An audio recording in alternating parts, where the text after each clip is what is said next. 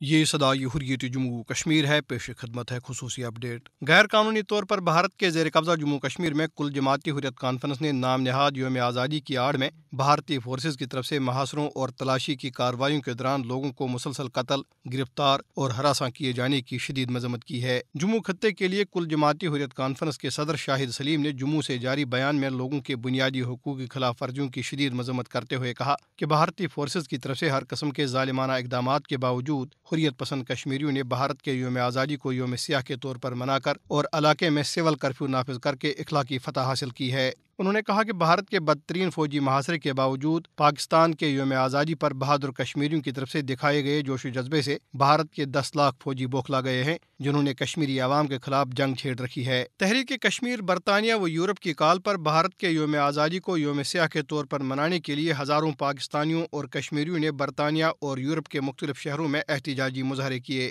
سب سے بڑا مارچ برمنگھم میں ہوا۔ ہزاروں کشمیری اور ان کے ہمدرد برمنگھم سٹی کونسل کے باہر جمع ہوئے اور بھارتی کونسل خانے کی طرف مارچ کیا۔ مظاہرین نے جموں کشمیر پر بھارتی قبضے اور مظالم کے خلاف نعرے لگائے۔ تحریک کشمیر برطانیہ کے صدر فہیم کیانی نے اس موقع پہ قرارداد پیش کی، جس میں اقوام متحدہ کی قراردادوں کے مطابق تنازع کشمیر کے حل، علاقے میں انسانی حقوق کی خلاف ورزیوں کے خاتمے اور شہری آزادیوں کی بحالی پر زور دیا گیا۔ قرارداد میں غیر قانونی طور پر نظر بند کشمیری سیاسی قیدیوں کی رہائی کا بھی مطالبہ کیا گیا۔ فرانس میں مقیم کشمیریوں نے 15 اگست کو بھارت کا یوم آزادی یوم سیاہ کے طور پر منایا اور ایفل ٹاور کے سامنے احتجاجی مظاہرہ کیا۔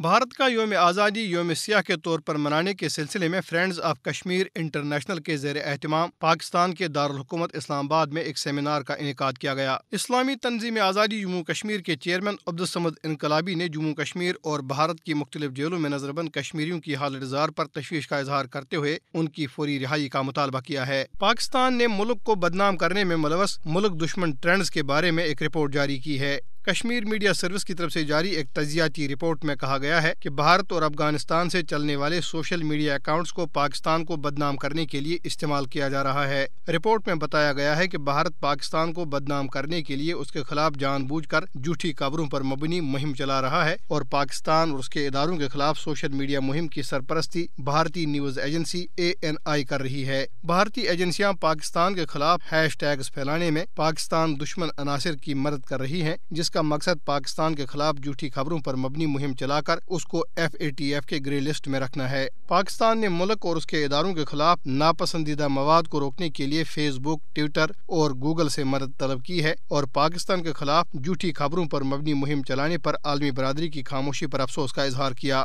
رپورٹ میں کہا گیا ہے کہ بھارت کو یاد رکھنا چاہیے کہ پاکستان کو بدنام کرنے کے لیے اس کی تمام تر کوششیں ناکام ہو کر رہیں گی۔ خصوصی اپڈیٹ ختم ہوا۔